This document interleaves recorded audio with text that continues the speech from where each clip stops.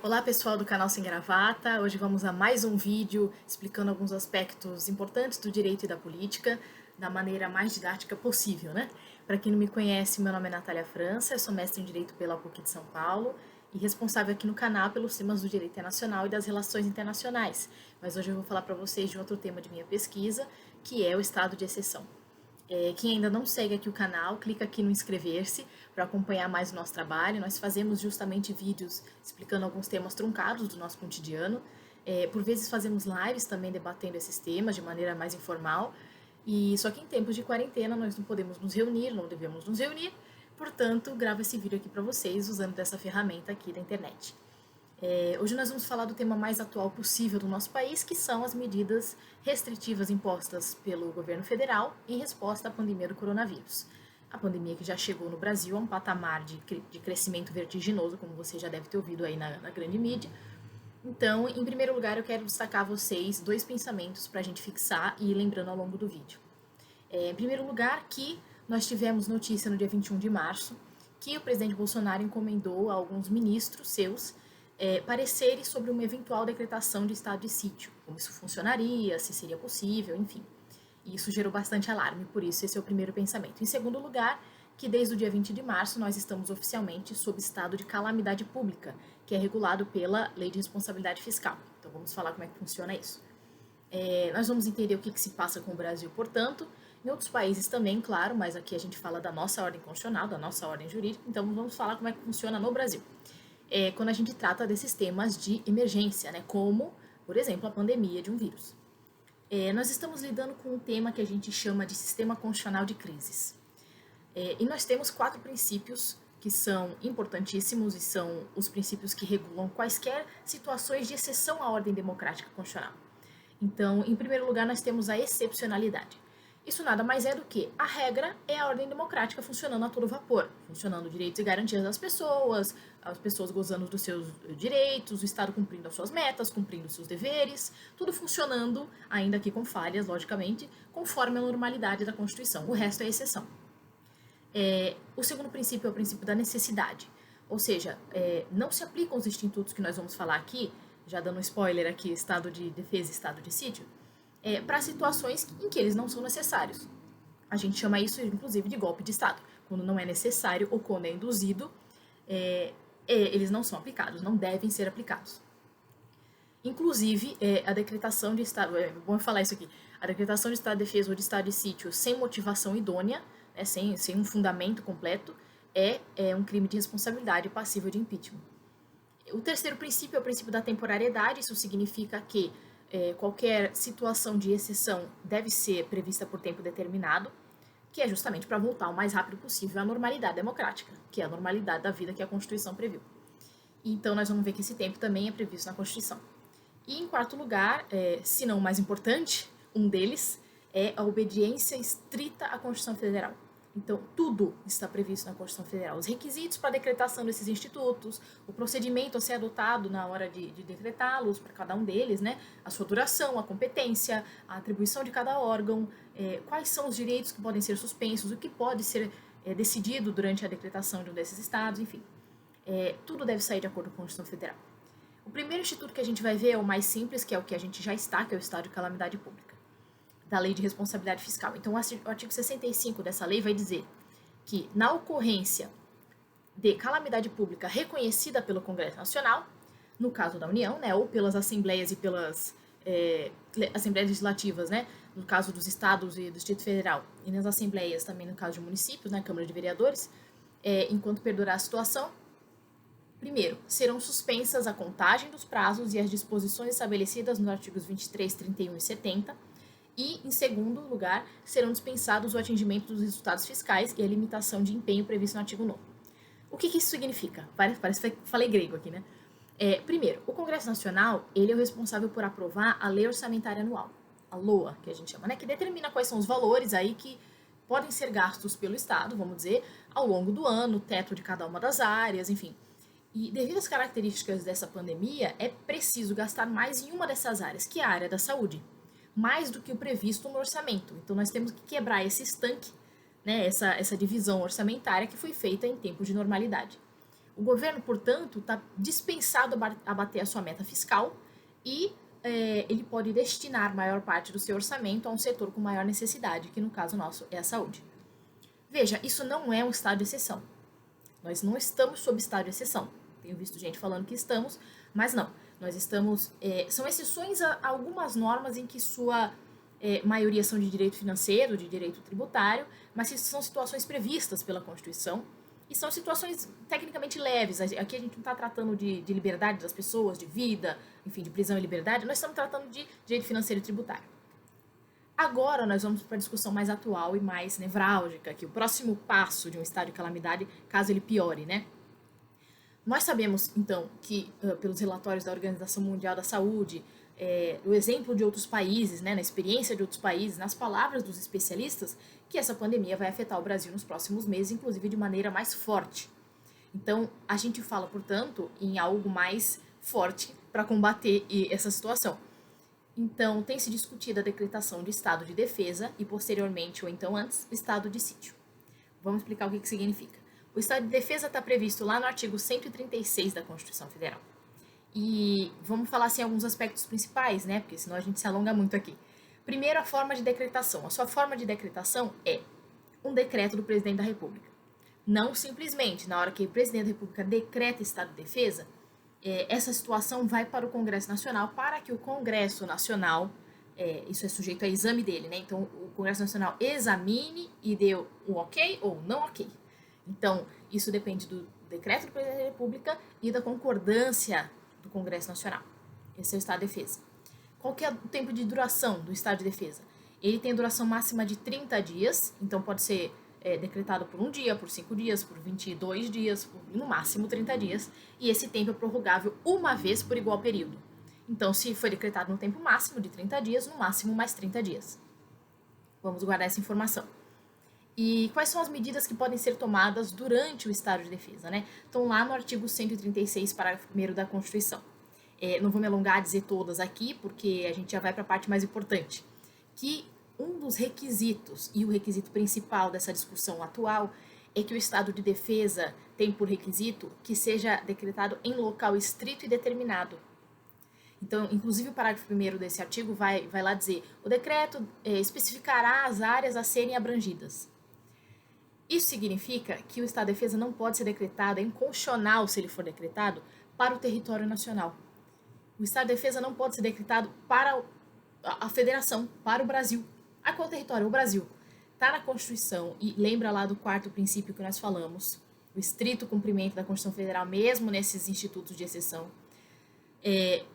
Então não pode desrespeitar esse requisito, que é em local estrito e determinado. Me parece que o estado de defesa não pode ser decretado, se decretado seria inconstitucional.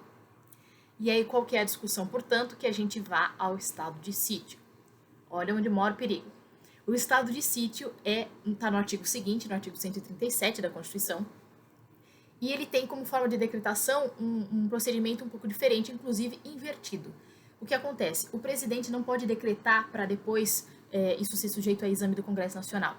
O presidente primeiro tem que consultar o Congresso Nacional, pedindo autorização para a decretação do estado de sítio, e com a autorização do Congresso Nacional, ele decreta, portanto, com autorização.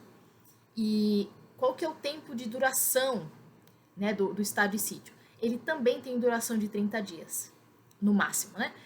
E ele é prorrogável por mais 30, e mais 30, e mais 30, e mais 30, indeterminadamente, havendo, lógico, autorização do Congresso Nacional. Então, ele não tem o limite da prorrogação por uma só vez como estado de defesa. E quais são as opções, né, de momento brasileiro, momento constitucional para a decretação de estado de sítio? São 3. 2 estão no inciso 1 do artigo 137. Uma vai dizer que é quando há ineficácia do estado de defesa. Então, como eu disse para vocês, lá no prazo do estado de defesa, quando termina os 60 dias máximo, né, 30 mais 30, não podemos decretar novamente estado de defesa. Devemos partir, ainda que a situação seja a mesma, para o estado de sítio. Não tem como decretar novamente estado de defesa, é inconstitucional fazê-lo.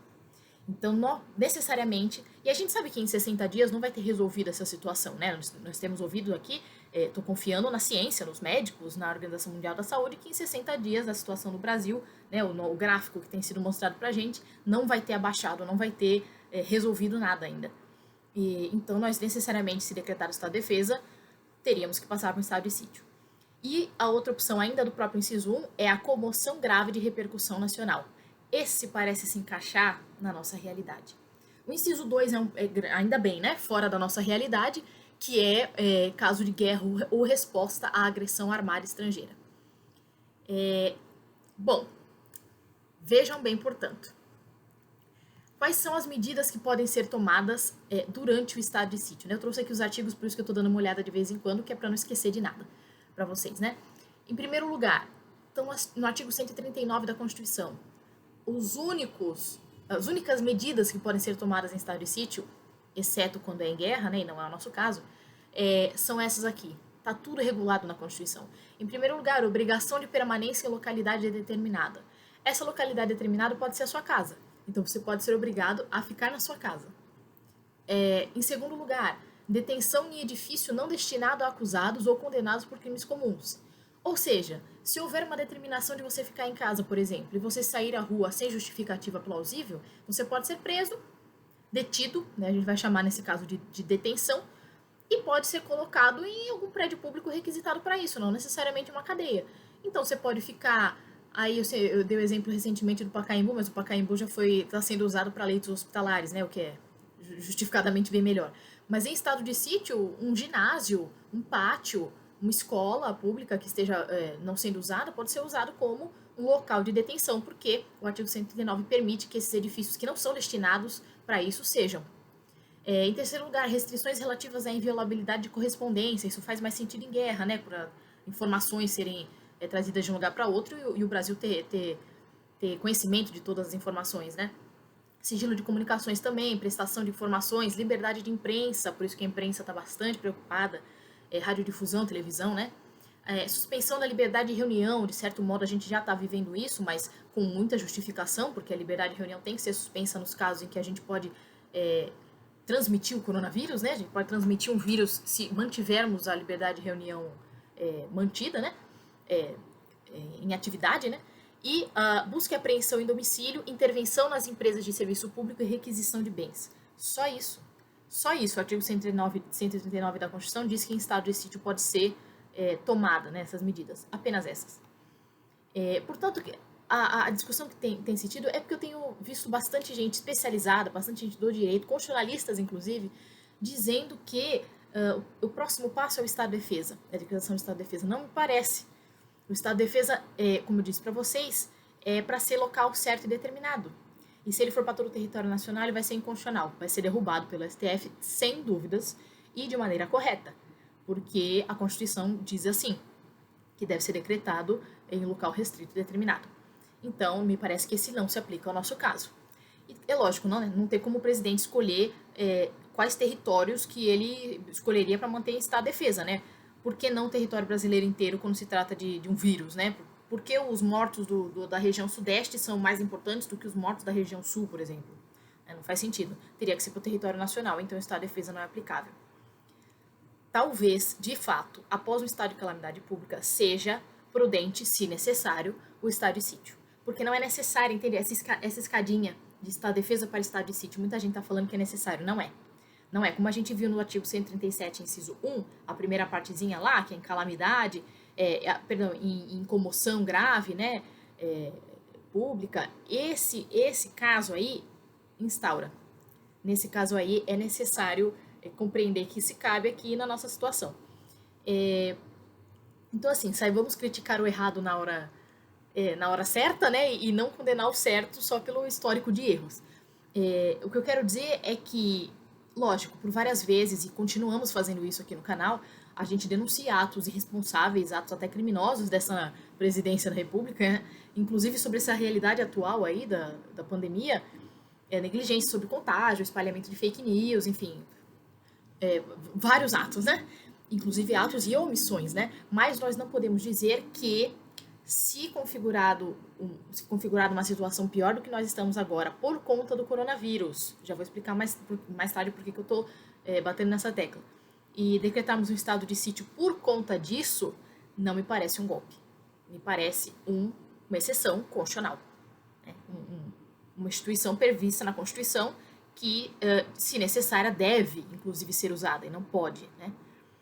Se for o caso mesmo de comoção grave de repercussão nacional, a Constituição prevê isso e não teria por que nós não decretarmos estado de sítio. Agora, um ponto sério aqui, né, que eu falei para vocês, né? O estado de sítio, ele tem também prazo de 60 dias, mas pode ser renovado, de 30 dias, mas pode ser renovado por mais 30, mais 30, mais 30 indeterminadamente, havendo autorização do Congresso Nacional. Havendo autorização do Congresso Nacional. Prestem atenção. Está na mão do Congresso Nacional o tempo, a duração, o período de duração de um estado de sítio no Brasil. E é nesse momento em que a gente viu aqui, em poucos dias atrás, pessoas indo às ruas, inclusive com o apoio do presidente, inclusive com o apoio da mão, literalmente, do presidente, em tempos de pandemia, pedindo o fechamento do Congresso Nacional. É na mão dele que está a duração do tempo de um eventual estado de sítio. Olha o perigo que seria o fechamento de um Congresso Nacional. Isso sim me parece o orquestramento de um golpe, já vou falar mais tarde. Agora, nós temos controles também desses mecanismos de exceção. Então, há um controle que a gente chama de político sucessivo no estado de defesa, né? Porque o presidente declara o estado de defesa e o Congresso Nacional concorda com ele ou não em seguida. Então, a gente chama um controle sucessivo político, né? Pelo ente político Congresso Nacional. Há também a necessidade de fazer toda hora relatório sobre tudo que o executivo tomou de medidas, a justificação, relação de atingidos por essas medidas, como foi o impacto, tudo deve ser relatado porque nós estamos na ordem constitucional, nós não saímos da Constituição. Sobre as execuções das medidas em estado de sítio ou em estado de exceção, se inconstitucionais, cabe habeas corpus, cabe mandado de segurança, ao controle judicial. Então, olha aí a importância de um STF, a importância do nosso judiciário sendo apoiado nessa época, né, nesses tempos. Então, voltando lá nas manifestações também, foi pedido fechamento de parte do judiciário, né?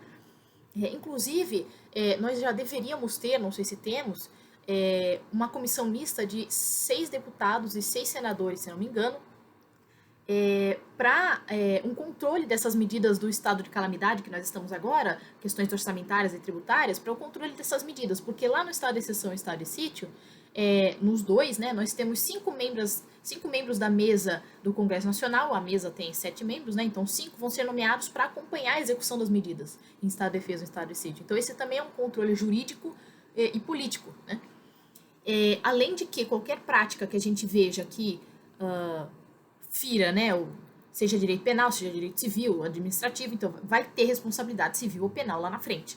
É que a gente só vai ter esse delay aqui, essa demora, porque isso só é visível, só é perceptível depois. Então nós temos esse controle jurídico posterior também.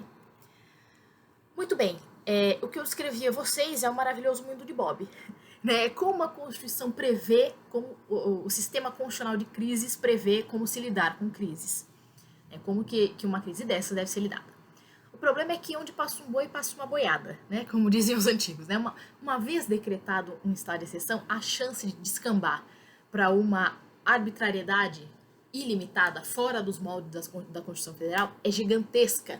Se em tempos de democracia a gente já enxerga medidas de exceção, imagina quando a gente decreta de fato um desses estados, né, de exceção, né? Então nós precisamos dar força ao Congresso Nacional para que ele atue e segure lá na linha de frente a arbitrariedade do Executivo caso a gente entre no estado de sítio. Nós precisamos do Judiciário, do STF, porque há controle, como expliquei para vocês, de medidas judiciais sobre as medidas tomadas durante esses estados. Então, há algumas suspensões de direitos fundamentais? Mas há habeas corpus, há mandado de segurança, há sempre a crítica populacional, enfim. E é justamente disso que eu preciso falar agora, porque até agora nós falamos em poderes que o presidente tem, que a presidência tem, o executivo federal tem, ouvido o Congresso Nacional, logicamente, para manter a ordem do Estado. Então, esses mecanismos de exceção são previstos para manter a ordem do Estado. Isso tinha nas constituições de séculos atrás.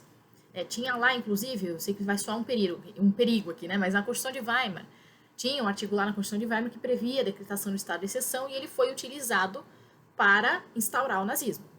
Calma, não é bem assim que eu estou querendo dizer. Mas o que eu estou querendo dizer é que vocês vão lembrar lá nas aulinhas de história que o incêndio no hashtag, não sei como é que fala isso, eu não falo alemão, mas no parlamento, que foi descoberto depois, que foi um incêndio induzido, foi a indução de uma situação excepcional para que usassem daquele artigo da Constituição para instaurar um estado de exceção. O que eu estou querendo dizer aqui? A realidade é bem diferente, amigos. Quando a gente fala de realidade constitucional, quando a gente fala de realidade do direito na prática, porque falar aqui como é que funciona na teoria é fácil, né? O que acontece quando a própria presidência advoga pela desordem? Não confia, inclusive, na palavra dos cientistas. Nós temos aí, sei lá, quantos séculos de evolução científica, no mínimo a gente tem que ouvir o que eles têm a dizer, né?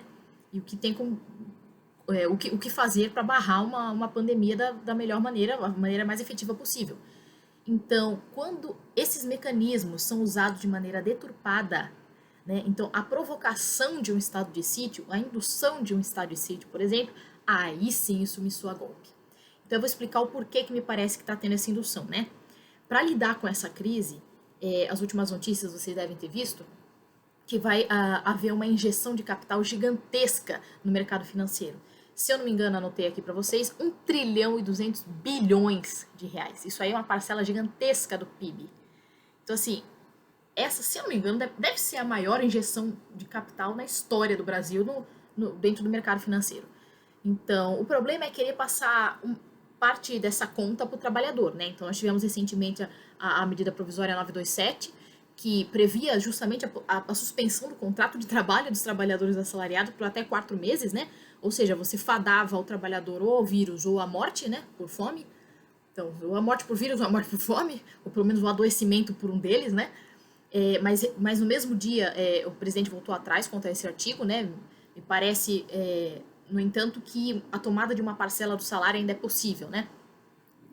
Ora, a lógica de pôr dinheiro na economia nesse momento é para proteger as pessoas, não para proteger a lucratividade dos bancos. Porque eu não sou economista, tenho logicamente a humildade de dizer que não compreendo todo esse mundo, mas o que eu compreendo aqui é que os bancos vão receber dinheiro público, ou então dinheiro privado que seria destinado a público, enfim, tem alguns casos assim, e vai receber esse dinheiro e vai emprestar a juros.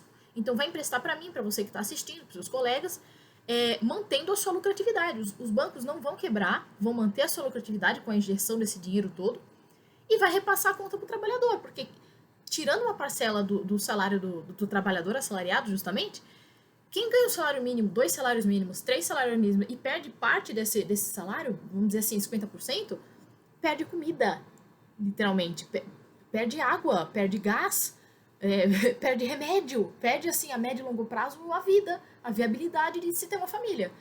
Então, essas pessoas, como tem sido muito bem apontado pelo meu querido professor Pedro Serrano, meu orientador de mestrado, meu chefe, continuo sendo assistente dele lá na PUC de São Paulo, essas pessoas vão recorrer a quê? A saques no mercado, a furtos. Vai se instaurar de fato, aí nós vamos enxergar isso com os olhos, uma calamidade nas ruas. Tumulto nas ruas, inclusive em tempos que só sair na rua já pode ser considerado um crime contra a saúde pública, né? Principalmente se você espirrar. Então, aí sim me parece o orquestramento cruel de um golpe com a ajuda do destino, que foi essa pandemia viral, né? Por quê? Porque aí com esse tumulto nas ruas vai dar uma falsa legitimidade de um estado de exceção. Por quê? A realidade vai ser aquela comoção pública que nós vimos lá no inciso 1 do artigo 137 do estado de sítio. A realidade vai ser aquela, mas ela não vai ter se instaurado pelo coronavírus. Não diretamente. Ela terá sido induzida por essas ações econômico-financeiras que nós estamos vendo aqui. E como é que a gente sabe que elas estão erradas? Os outros países não estão tomando essas ações, nem os países em desenvolvimento, nem países com PIB menor que o Brasil. São ações drásticas e infantis mesmo. São ações, assim, acho que o único daqueles ministérios que se salva é o ministro da Saúde, que vamos fazer a devida crítica, mas também o devido parabéns aqui, né? Os devidos parabéns. O ministro da Saúde está saindo muito bem. Muito bem. Eu acho que é aquele que está correto nessa presidência, né? Em apoio à presidência. Porque talvez, eu não sou economista, como disse, né? Mas talvez uma pontinha desse lado tenha de fato que arrebentar para o lado do trabalhador, mas vamos impor limites. O que eu estou querendo dizer? O adequado seria um financiamento público dessa monta, mas com garantias sociais na outra ponta. A Constituição monta esse esquema, obriga que isso aconteça. Então, nós deveríamos ter empréstimos, sei lá, custo zero, a juros baixos em troca de garantias sociais. Então, sei lá, se a pessoa recebe até, tô inventando aqui, até 4 salários mínimos, não tem decréscimo nenhum. De 4 a 10 salários mínimos, tem um decréscimo de tantos por cento. Dali pra frente, não sei quantos por cento. Não podemos arrebentar totalmente pro lado do trabalhador, que recebe um salário mínimo e perde parte do seu salário, perde alimento, perde vida em poucos meses, em poucas semanas, inclusive. Então, assim, tem que haver um equacionamento, tem que haver uma equação entre as medidas econômico-financeiras e os direitos sociais. Isso é um perigo. Se não, eu tô aqui alertando com todas as palavras que eu posso aqui, vai ser o maior escândalo de desvio de capitais desse país. Vai botar Lava Jato lá no chinelo. Assim, vai ser o maior escândalo de desvio de capitais, porque essa monta sendo incutida no mercado financeiro e não sendo repassado para as pessoas para que sobrevivam, sendo que o estado de calamidade que nós vivemos é pelo coronavírus, não tem nada a ver com outros aspectos. Então quem precisa de proteção são as pessoas, justamente num momento cruel em que as pessoas estão morrendo em hospitais, literalmente. Não é nenhuma ilação drástica que não, as pessoas estão literalmente morrendo em hospitais, se não pelo coronavírus, por falta de leito e por falta de espaço de atendimento, né? Deus o livre, mas se você aí que está me assistindo ou um colega seu tem um ataque cardíaco agora, agora talvez ainda consiga, né? Daqui 1, 2 semanas. Os leitos vão estar todos tomados, os médicos todos ocupados, escolhendo lá quem vive e quem morre. Então, as pessoas podem ter doenças fáceis de se curar, mas que não vão conseguir atendimento hospitalar, simples assim. Isso vai ser a pane do sistema. Então, havendo essa pane, a prevenção, né, havendo a possibilidade dessa pane, o que nós temos que fazer é tentar reduzir desde já. Só que essa medida a qual o presidente está preocupado é com a economia do país, não com a saúde e com a vida das pessoas. Me parece que a grande mídia não está alarmando esse pior momento da história do Brasil, pelo menos após a Constituição de 88, pelo menos após a nossa redemocratização. Portanto, já até me excedi bastante aqui no tempo. Fiquem atentos, critiquem, cobrem das autoridades, não tenham medo de questionar atos públicos. Nós estamos num período muito crítico desse país.